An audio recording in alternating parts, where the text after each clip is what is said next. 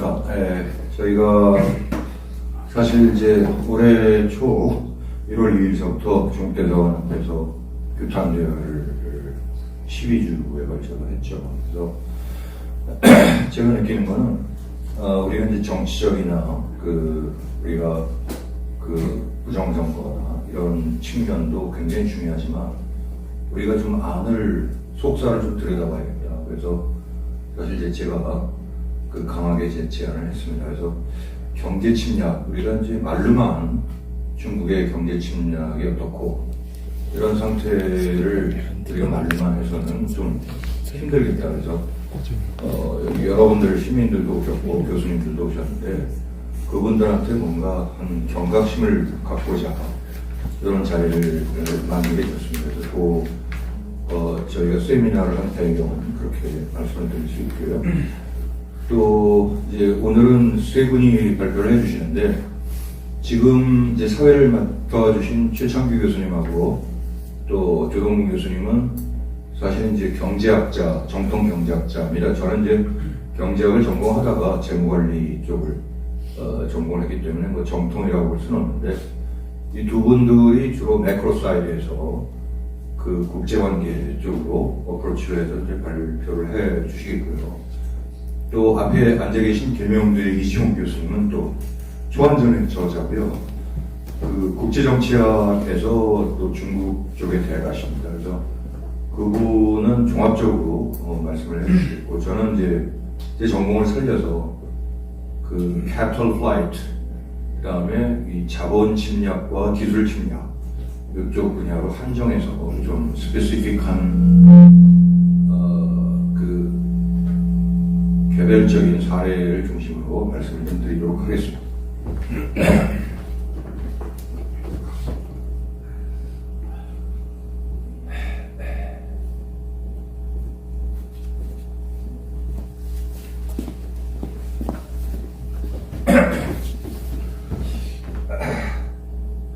예, 간단하게 제가 이제 발표드릴 목차는요,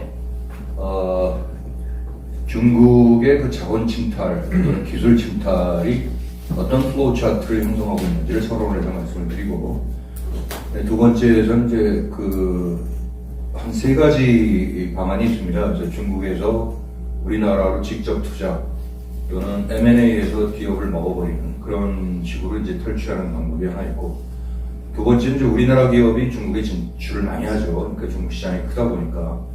근데 중국 시장에는 100% 자회사가 들어가지 못합니다. 그래서 합작법인을 통해서 들어가는데 거기서 어떻게 깨지고 거의 박살났거든요. 그래서 그 현황을 좀 말씀을 드리고요. 세 번째가 이제 바로 조금 구체적인 사례를 말씀드립니다. 그래서 개별 기업의 M&A하고 합작 투자를 통해서 어떻게 이런 사례가 있나 이런 걸 한번 보시면 좀 경각심을 갖게 될 것 같고요. 그 다음에 네 번째, 다섯 번째 챕터는 우리가 이제 굉장히 시사하는 바가 큰 게 중국이 EU 쪽으로 진출을 하면서 그때 이제 1대1로 프로젝트 여러분들이 잘 아시는 1대1로 프로젝트를 통해서 유럽을 강타를 했는데요. 그나마 이제 서유럽은 그나마 좀 많이 각성이 돼서 지금 차이나 디커플링, 차이나 디리스킹 이런 거를 펼치고 있는 반면에 동굴아빠 쪽은 거의 속절없이 무너지고 있는 그런 형편입니다. 그래서 우리가 이제 주로 우리가 타산지석으로 삼을 건 동굴아빠 쪽에 이런 침략 현황을 보고 우리가 어떻게 대비를 해야 되겠느냐, 아니면 어떻게 경각심을 가져야겠느냐. 그리고 이제 마지막에 결론을 좀 맺도록 하겠습니다.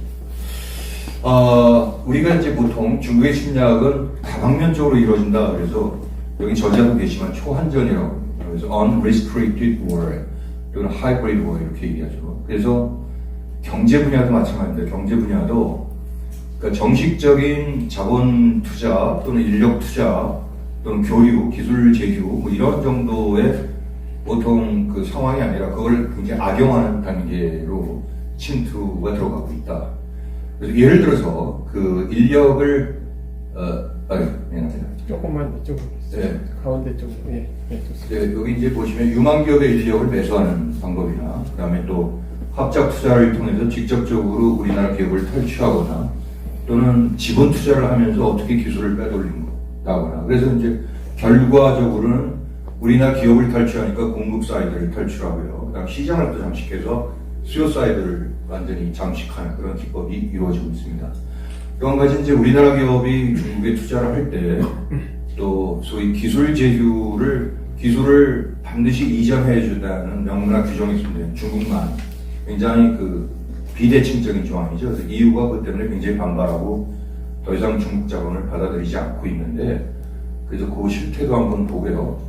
그리고 이제 우리나라는 뭐 특별하게 사실은 갖다 바치는 사람들이 너무 많아요. 그래서 정치적으로도 오염이 많이 되었고, 말하자면 여론조작, 선거조작을 통해서 어떤 더불어민주당이라는 그런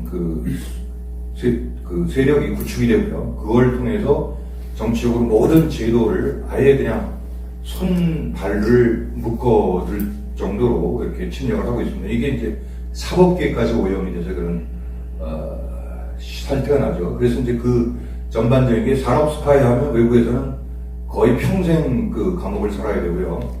뭐 우리나라 돈으로 하면 뭐 한 1조 원에 가까운 몇천억의 벌금을 두드러 봤는데 우리나라는 그나마 지금 조정한 게 65억 정도거든요. 그래서 얼마나 좀 참담한 건지 그거를 좀 보고요. 그 다음에 이제 우리가 아까 말씀드렸지만 그 EU 쪽에 1대1로 프로젝트가 어떻게 악용되고 있는지 그거를 이제 이렇게 설명을 드리도록 하겠습니다. 우선 이제 우리나라 쪽에서는 핵심 핵심 기술이라고 한다면 이제 우리나라 정부에서 그 법안으로 만들었어요. 그래서 그 핵심 기술에 속하는 거는 해외로부터의 자본 투자를 못하게 하고, 그 다음에 기술 예를 들어서 협정을 못하게 합니다. 그리고 함부로 그거를 핵심 기술을 갖고 있는 기업을 또 팔 수 없게, 해외로 팔 수 없게 같은 그런 조항이 있거든요.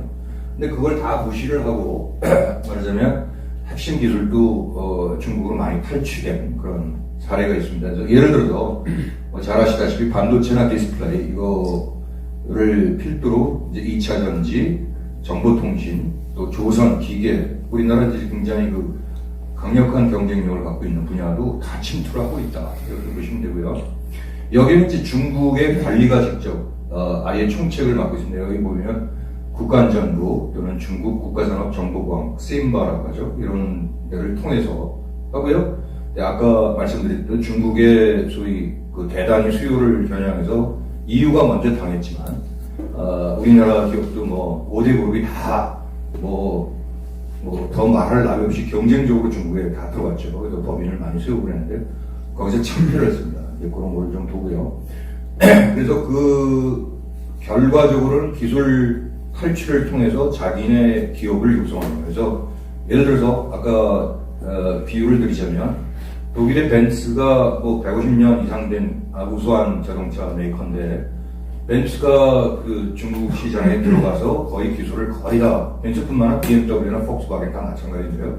처음에 장사가 잘 돼서 녹아났죠. 그래서 거의 자기네 나라 전체 매출의 한 5배, 6배 정도 중국에서 거뒀고, 또 수출도 잘 됐습니다. 그래서 그게 쥐약이죠. 그래서 처음에 굉장히 많은 돈을 벌었다가 완전히 기술이 다 이전된 상태는 비아드라든지 요즘 다른 자동차 회사, 중국 내 상하이 자동차 이런 애들이 잠식을 해갖고 중국 시장은 물론 해외까지 예를 들어서 겁탈을 당하고 있는 실정입니다. 그래서 거의 지금 망가가 됐어요, 독일은. 그런 상황. 그 다음에 인력 유출은 잘 신문에도 났지만요. 고액 연봉 제시를 스카우트하고 그렇게 꼬임, 그리고 거짓말로 이제 5년 동안 10배를 주겠다 한 다음에 1년 있다가 내치우고 계속 기술 안 될 때는 팽하고 아니면 감옥에 가둬버립니다. 그런 실태가 있습니다. 그래서 이제 이거 표로, 지금 말씀드린 표로 보시면 이렇게 최근 5년간만 보더라도 이렇게 엄청난 기술 유출이 있었다. 거의 대부분 70%가 중국이거든요. 근데 여기 보면 빨간 걸로 국가 핵심 기술 유출은 원래 이 법적으로 금지되어 있는 겁니다. 법적으로 금지되어 있는 것도 이렇게 굉장히 많이 나갔다. 그리고 그 피해액을 산정해보면 한 35조 원 정도 됩니다. 35조 원 피해인데 각 기술마다 벌과금이 기껏 대학 개정했다는 게 65억이에요. 이게 얼마나 말이 안 되는 겁니까? 그래서 적어도 한 1000배, 100배, 한 6,500억 정도의 벌과금이라면 차라리 괜찮지 않느냐. 그 다음에 중국의 어떤 그런, 말하자면 기술 탈취의 어떤 기법이 있습니다. 그게 이제 우리나라 기업으로 침투하는 게 처음에가 이제 소위 자본학자, 그러니까 지분을 다 사는 건 아니고 지분을 일부 한 5% 내지 7% 정도 침투한 다음에 그 다음에 서서히 기술을 빼나가는 거 있고 아예 그냥 유망 중소기업가는 사버립니다. M&A를 통해서 그냥 소위 요새 사모펀드 같은 걸 통해서 사버려갖고 기술을 그 사모펀드에서 만약에 그 기업이 예를 들어 금호타이어 기업이 나올 텐데 그 금호타이어 타이어가 예를 들어 우리나라 현찮다 그럼 그냥 기술만 뽑아먹고 그냥 버려버립니다. 아, 우리 망해도 좋다. 그리고 중국에서 이전해버리면 엄청난 소득을 올리게 되는 거죠. 뭐 이런 방법입니다. 그래서 그 이제 숫자적으로 보면은 그 우리가 대외적으로 받은 해외 outbound foreign direct investment가 지난해 한 345억 달러 됐는데 그 중에 이제 중국이 한 58억 달러 됐는데요. 2023년 대비 이게 2배 이상이 증가했어요. 근데 재밌는 거는 미국은 줄어들어갔어요. 이제 미국은 작년에 이제 52억 달러인데 15%가 감소한 거고 EU도 우리나라에 51억 달러를 투자했는데 작년에 비해서 굉장히 재작년에 비해서 굉장히 감소한 겁니다. 그래서 오히려 중국 쪽이 연락에 투자를 하고 있는데 주로 반도체나 디스플레이나 배터리 우리나라 첨단 산업 분야로 말하자면 기술 장식을 위해서 이렇게 들어오는 거죠.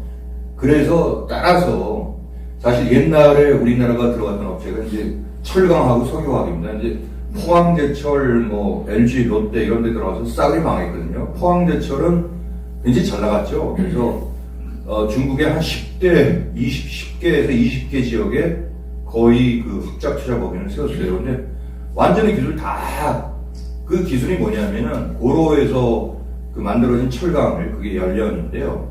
그래서 자동차용 냉령 강판 이거 고도의 기술력이 있어야 되거든요. 그 냉령 강판 다 해갖고 중국 애들한테 다 뺏겼어요. 그래서 결국은 경쟁사 애들이 가지고 가니까 포항제철이 싸그러들었습니다. 그럼 이제 내국 국내 시장에서도 문제가 돼요. 국내 시장에서 이놈들이 값싼 중국 제품이 들어오니까 예를 들어서 받아 쓰게 되지 않습니까? 뭐 쌍용차, 현대나 뭐 기아 같은 데는 안 쓴다 하더라도 쌍용차 이런 데가 쓰지 않습니까? 상하이나 쪽. 그러면 거기에 대해서 엄청나게 덤핑을 해야 되니까 드디어 우리나라 시장에서도 반덤핑 제소를 하는 단계에 이르렀다. 그러니까 엄청나게 심각한 상태죠. 그 다음에 이제 뭐 지금의 뜨는 산업인 뭐 소위 그 배터리나 바이오나 신소재는 이제 지식재산권 침해 소송이 일어나고 있습니다. 이건 아까 국가 기반 기술은 불법이고요. 그 다음에 일반 기술도 굉장히 중요한 거죠. 그래서 이게 사실 이게 침해 제소가 일어나는 건수를 보면 그만큼 심각하다 이렇게 보시면 됩니다. 그리고 또 수입 쪽에는 어떻게 되냐. 여러분들 잘 아시다시피 중국의 비아드 이거 걔네들은 웃겨요. 지금 그 독일 애들이 보면은요 땅을 치고 있는데 지금 기술 예를 들어서 기술 제휴나 기술 이전을 아예 명문화 시켜갖고 독일 애들이 그 유명한 그당 내연기관 이런 걸 다 이전을 시켜갖고 수입해 왔는데 독일 사람들이 중국 걸 보고 우리나라 자동차는 다름없다. 값은 더 훨씬 싼데 그래서 혀를 내두는 됩니다. 그러니까 그게 뭐냐면 자기 기술 다 내버려 주고 수입하는 거니까 그러니까 흠잡을 데가 없대요. 그 중에 대표적인 비아드인데 비아드는 아시다시피 전기차 그러니까 얘네들은 통신이나 이런 걸 합해갖고 그 전기차로 그냥 제조를 했는데 전기차 세계 점유율이 또 굉장합니다. 그러니까 테슬라를 지금 앞지르려고 합니다.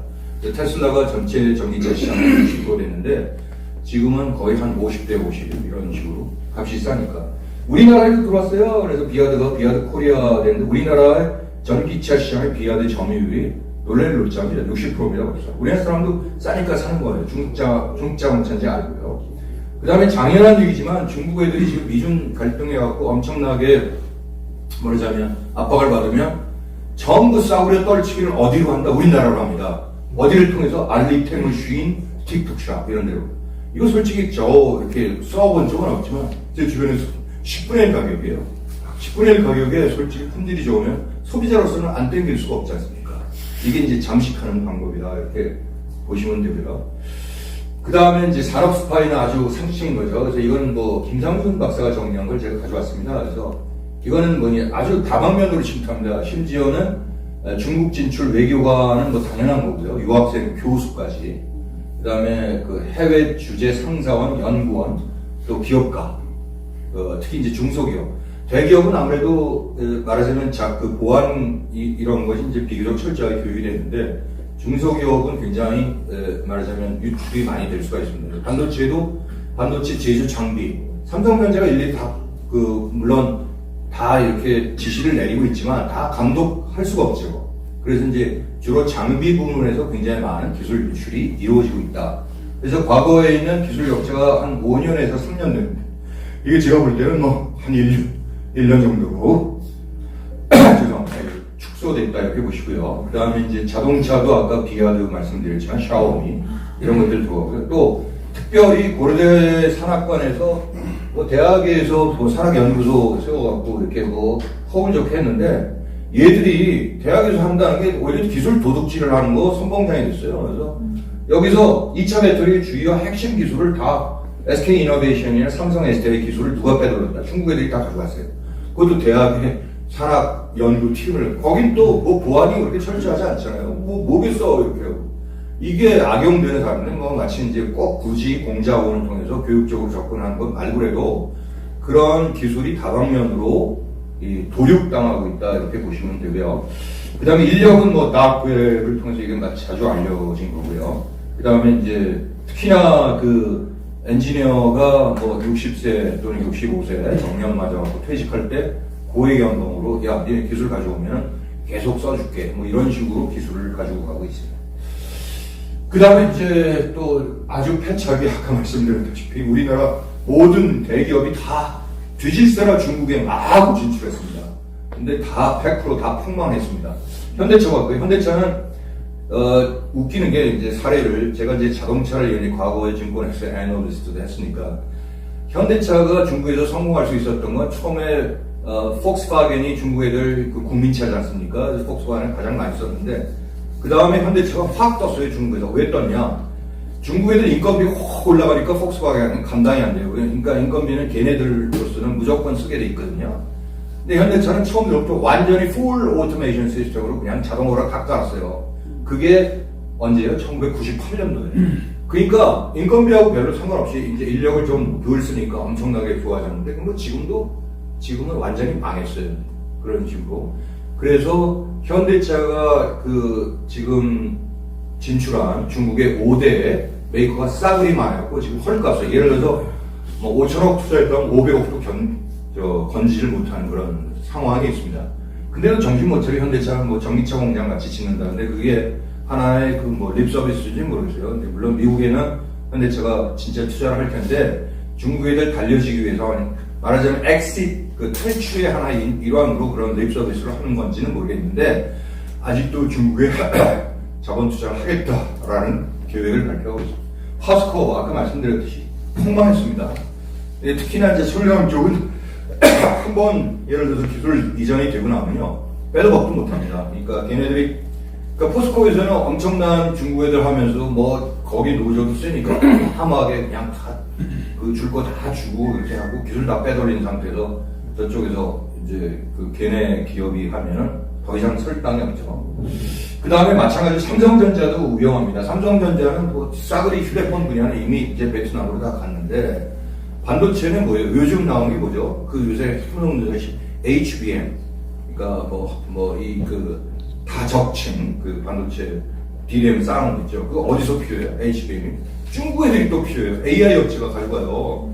그러니까 엔비디아만 매출하는 게 아니에요. 그러니까 좀 저급으로 삼성전자가 그나마 이번에 뭐 때문에 매출 때문에 올라갔다 작년에 중국산 매출이 컸어요. 그 전부 HBM이 중국산이에요. 그러니까 아직도 중국에 매고 있습니다. 이제 그런 현실. 그런데 앞으로 어떻게 됩니까? 앞으로 망할 거예요. 앞으로 보나마나. 그래서 그런 또 LG화학은 이미 망했죠. 아까 이제 포스코와 마찬가지로 이런 석유화학, PVC나 광주 공장이고 거의 다 망했고 지금 남아있는 게 뭐예요? LG 에너지 솔루션 2차 전지 그거밖에 안 남았어요. 2차 전지는 걔네들이 이제 막 저거 하지 않습니까? 그러니까 그것만 하고 전부 적자입니다. 그러니까 지금은 거기서 탈출을 해야 되는데 어떻게 탈출하나 지금 고민이에요. 그 다음에 SK그룹도 마찬가지고 SK도 싸그리 망했는데 뭐만 있다? SK 하이닉스 보시면은 엔비디아에 납품하지 않습니까? HBM. 그러니까 그것도 어차피 중국인들 뺏길 겁니다. 그러니까 지금은 5조 매출에 5천억씩 나오고 있어요. 이익이요. 근데 그러니까 SK나 뭐예요? LG나 이런 데서 전기차, 2차 전지, 반도체, 삼성전자 마찬가지. 그것만 지금 남고 있는데 앞으로 어떻게 될지 모른다. 그 다음에 이런 게 결국 뭐냐. 결국 대가 없는 기술 이전에 따라서 결국 기술을 다 처음에는 쥐약을 먹었죠. 아, 매출 잘 되고, 아, 중국 시장 노다지가 난다. 그러다가 결국 이제 다 내장 다 뺏기고, 그 다음에 아웃되는 겁니다. 그러니까 그런 그 상황이, 그걸 이제 말씀을 드렸고, 그 다음에 그 중국이 이제 직접 들어와서 우리나라 그 기업을 테이크오버 하는 거, 이건 뭐 여기 뭐 잘 모르죠. 뭐 동양생명, 알렌생명 이런 것들 별로 중요하지 않고, 우리가 잘 아는 것만 보겠습니다. 금호타이어. 금호타이어는 사실은 그 광주 지역의 노조 때문에, 그리고 한국타이어하고 사실은 쌍배 장벽을 이루는 굉장히 우수한 회사입니다. 근데 망했죠. 거기는 노조 때문에 망했어요. 근데 어디가 유수했다? 중국의 더블스타. 그래서 얘네들도 마찬가지로 그 은행의 그 차입금을 약간 탕감시켜주면서 가져가라. 그래서 은행 기업은 가져갈 데가 없어요. 그래서 더블스타가 가져갔는데, 그 다음에 만기가 지났어요. 우리 팔고 갈라니까. 야, 좀 봐줘. 그래갖고 여기 산업은행이 야, 2025년까지만 봐줘. 그래서 이제 들고 있는데, 얘네들 나를 거야. 이거 팔아먹고 나를 거다. 어떻게 본다? 쌍용 자동차를 보면 알 수 있다. 쌍용 자동차도 처음에 샹하이가 가져갔어요. 상해 자동차 가져갔다가 완전히 그 기술만 딱 빼놓고, 아, 우리 손에 그런 거 우리 사람 생각 안 해. 기술 다 빼먹은 다음에 그냥 헐값으로 팔고 나왔어요. 그게, 그러면 금호타이도 그렇게 된다. 이렇게 보실 수가 있죠. 그럼 쌍용 자동차는 지금 어디에 갔냐면, 그, KG그룹의 KG모빌리티 그룹이 국내 기업입니다. 국내 기업이 좀 비싸게 또 샀어요. 이것도 제가 따지고 보면 뭔가 커넥션이 있을 거예요. 그냥 손해보는 거 물건 사지 않았겠죠. 그 다음에 엔터테인먼트도 무지하게 얘네들 좋아해요. 중국이. 왜 엔터테인먼트나 미디어나 컨텐츠 이런 걸 들어오냐면, 지들 선전도구로 활용하고. 미리 스위스의 최대 엔터테인먼트가 잠식당했고, 미리 유럽에서도 그런 경험이 있거든요. 그러니까 걔네들은 그 컨텐츠를 공산당 선전을 위해서 엄청나게 투자를 하고 있다. 그 명화, 미디어, 모든 음반 이런 모든 산업입니다.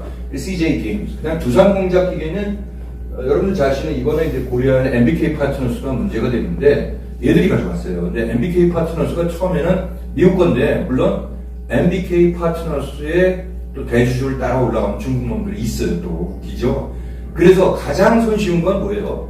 두산공작기계가 우리나라 공작기계에서 세계 10위권 안에 드는 업체입니다. 그 좋은 회사는 중국 애들이 당연히 눈독을 두고 가져가려고 그랬는데, 아까 말한 국가 핵심 기술의 몇 가지가 묶였어요. 그래서 우리나라 그러자고 안 된다 그래서 매각을 못한 것 뿐이지 언제든지 호시탐탐 노린다. 그래서 이제 지금은 다행히 DN 오토모티브라는 이제 국내 업체가 가져가긴 했지만 이것도 용도가 크다. SM 엔터테인먼트 이거 여러분들 이수만의 여러 가지 이거 다 보면 중국계 많아요. 지금 중국 지분이 13%다. 그 다음에 SM에 더 중요한 건 여기 텐센트 들어와 있고 알리바바도 들어와 있는데 문제는 각계로 해서 그 SM에 전속하는 가수나라든지 탤런트라든지 이런 게 섭외가 각계로 들어와서 또 빼내가고 있습니다.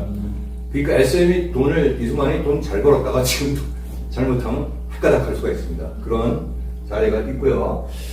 그 다음에 우리가 M&A는 도대체 이때까지 뭐 중국이 M&A에 들어오고 합작 투자에서 들어온 것 때문에 우리나라가 나온 것도 100%죠. 근데 그게 다 사례가 있다는 거예요.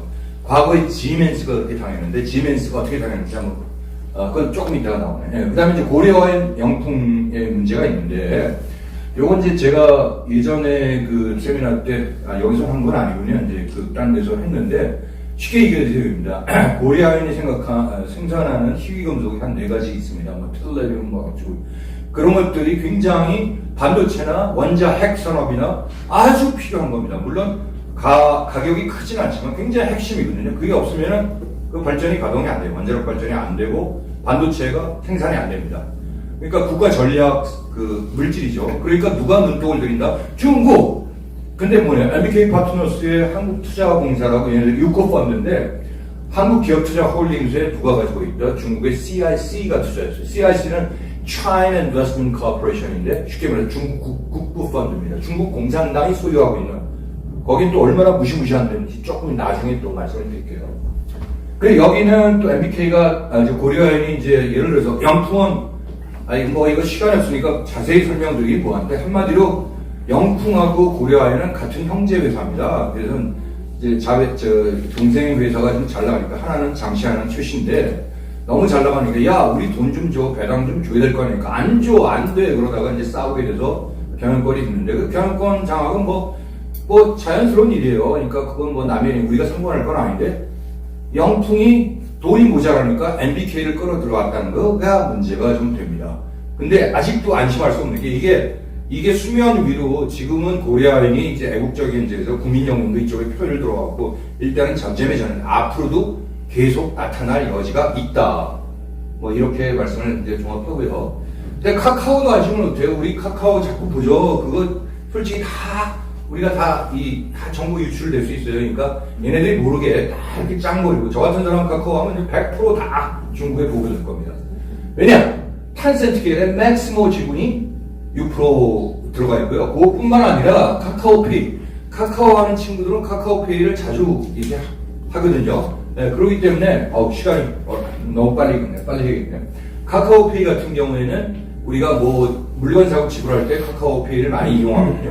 그건 70%가, 40%가 중국 지분. 카카오 에너테인먼트. 이거는 70%가 중국 지분입니다. 그다음 LG U 플러스도 마찬가지 LG U 플러스 갖다가 바친 겁니다. 우리나라 김대중 때 정보통신부 장관 이상철이라는 친구가 그냥 갖다가 맡겼습니다. 화이. 이거 얼마나 웃기는 얘기죠. 삼성전자. 이것도 말씀을 드릴게요. 이거 처음 얘기 드린 건데 삼성전자의 지금 5.03%를 BlackRock Investment Advisor라는 미국의 자산 운영 회사가 갖고 있습니다. 1회 주주예요. 국민연금 빼고 단일 지분. 근데 블랙락이 무슨 회사가 1985년에 블랙스톤이라는 회사가 창립됐는데 블랙스톤은 세계 최대의 사모펀드, 말하자면 전략적 펀드 회사입니다. 그 블랙스톤에서부터 분리돼서 나온 회사가 블랙락입니다. 근데 블랙스톤하고 블랙락의 대주주가 다 똑같아요. 여기 보시면은 Vanguard Investment, 그 다음에 여기 보시면 Capital Research and Management Company, 그 다음에 여기 이제 이런 것들입니다. 그러니까 주주 구성도 똑같고 CEO도 똑같아요. 그러니까 언제든지 둘은 합병할 수 있다. 맘만 먹으면. 그건 주주가 아닙니까? 근데 뭐예요? 그 블랙락의 모회사죠. 블랙스톤이 중국의 일대 주주로 먹혔다 이거예요. 그게 어디 CIC다. 지분율 9.9%다.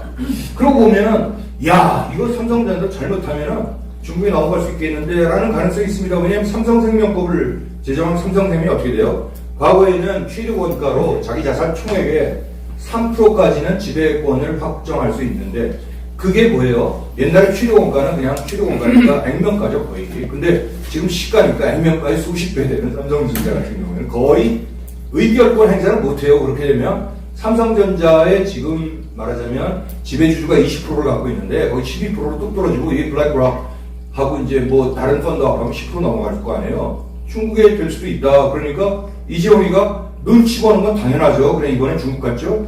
중국가 어떻게 해요? 샤오미하고 한다고 그랬죠. 거기다가 한 부회장인가? 그 친구 갑자기 죽었죠. 술 먹고 심장마비 때문에 죽었다고 그러는데 문제가 있죠. 거기 다 한종희. 그 친구가 굉장히 건강했던 친구예요. 알아보면 굉장히 건강하고 골프도 잘 치고 그랬는데 갑자기 죽었다.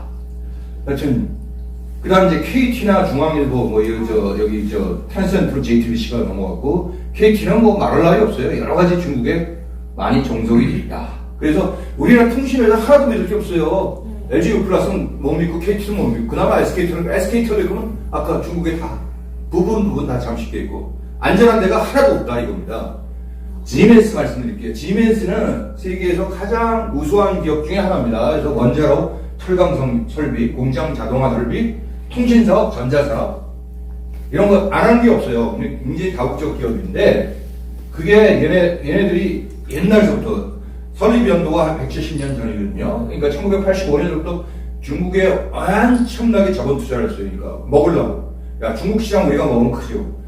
그러니까 처음에는 그럴듯했어요. 지멘스는 어마어마하게 중국에서 성장을 했습니다. 그래서 중국에서 돈벌이가 거의 지멘스 전체 매출의 중국 돈벌이가 80%를 차지하고 있었습니다. 근데 어떻게 됐냐?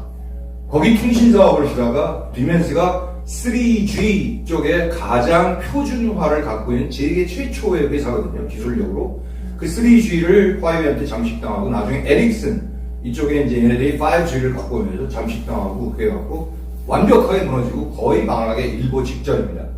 이제 그거는 이제 제가 설명을 뭐 시간이 없으니까 그냥 하고 그냥 여기 보시면 선기술 이전 후 시장 잠식 요 한마디만 통하면 다 될 겁니다. 그래서 지멘스 같은 경우는 뭐 기타 우리나라 부정선거에도 많이 관련이 됐고요. 굉장히 복잡한 회사입니다. 그래서 중국에 한번 당했다. 이건 나중에 한번 읽어보시면 되고요.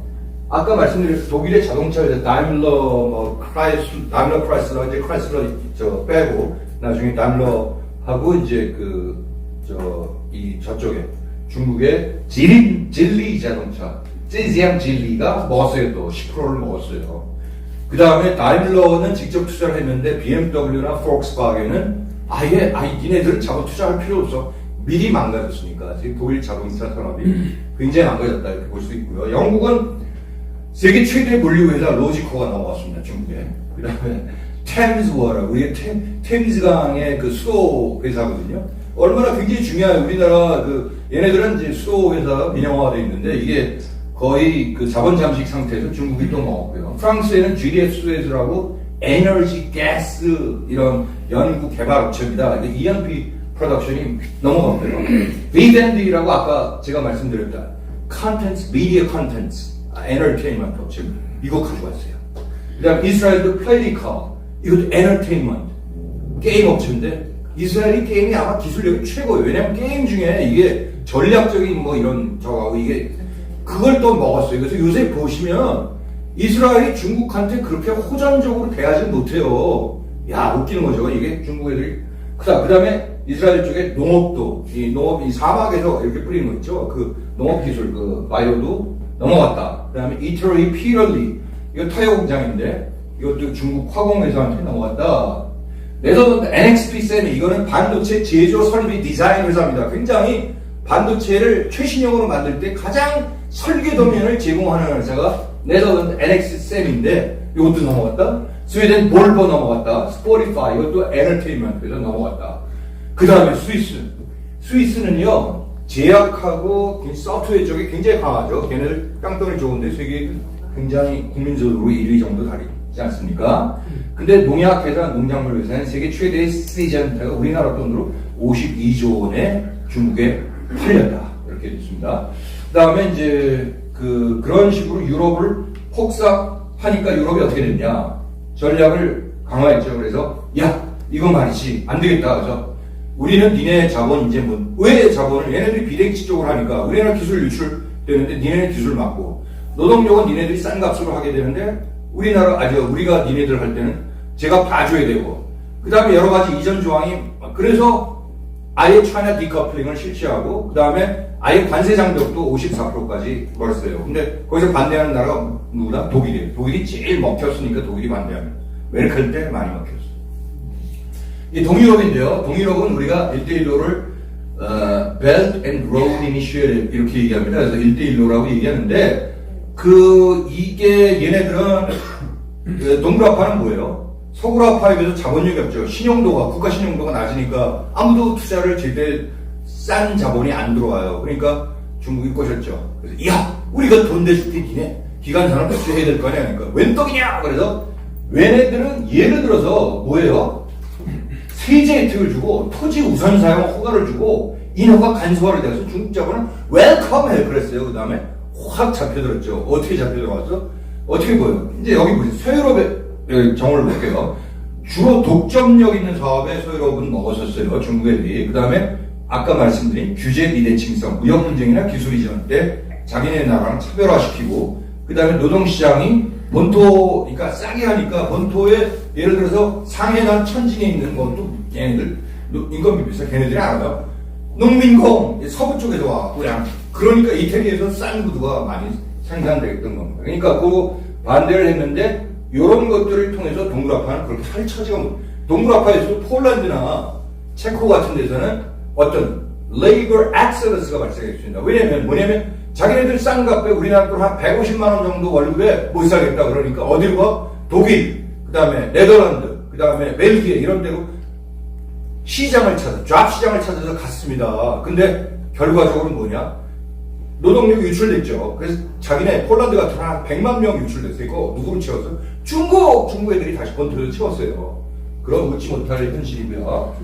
그리고 요거를 보시면요, 요 그래프가 여기 뭐냐면 이건 뭐 아주 상식적인 건데 예를 들어서 투자 등급, 이거는 투자 등급, 위에는 투자 등급이, 아래는 투기 등급.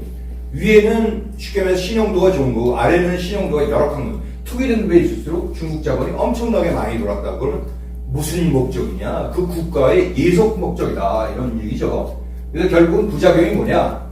우선 대중국 무역 역조가 계속 시간이 갈수록 오히려 확대된다. 그 이유는 뭐 당연히 건설업이나 예를 들어서 기관산업 이런 쪽이니까 별로 수출할 게 없어요. 얘네들은 부품 전부 중국에 수출을 해요. 그 다음에 아까 노동력 엑스더스가 일어났다. 그러니까 노동력이 공황 상태고 중국 애들이 들어왔다. 사회 문제가 된다. 이런 상태고요. 그리고 이런 서유럽에서는 이런 것 때문에 아까 차이나 데이리스키나 차이나 디커플링으로 각성하게 되는데 동북아파는 각성할 틈도 없어요. 이제 코가 꽉 끼어갖고 어떻게 할 줄은 몰라요. 우리나라가 그렇게 되지 않을까. 라지 안에서 어떻게 해야 된다? 자, 우리는 그래도 중국에는 포기해야 된다. 일단은 그렇게 예를 들어서 호혜 평등으로 이게 되질 않아요. 가진적으로 다 코가 끼게 만드니까. 그러니까 아예 타지역으로 투자 다변화를 해야 되고 그 다음에 아예 징벌을 좀 강화해라. 아까 65억이 아니라 6,500으로 하고 그 다음에 적대적 M&A에 대해서는 우리 최 교수님 나중에 더 말씀을 드릴 텐데 포이즌 필, 차등 의료권, 황금주 같은 이런 거를 해서 중국 애들이 더 이상 호시탐탐 우리나라 기업 사냥 못하게 좀 만들자. 정청명 일어나야 되고 중국으로부터 인력 유입을 좀 규제를 해야 된다. 우리나라도 산업 스파이나 기술 도용 철저히 막아야 된다. 이 정도입니다. 그래서 좀 내용이 많아갖고 제가 좀 빨리 말씀을 드렸지만 이거 이제 하나의 사례 분석이고 그 다음에 뒤에는 뭐 조동근 교수님이나 최창 교수님 거시사에 대해서 말씀을 드리고 또 그렇게 이지영 교수님이 또 초안전에 대해서 말씀을 드리겠습니다. 이상 마치겠습니다.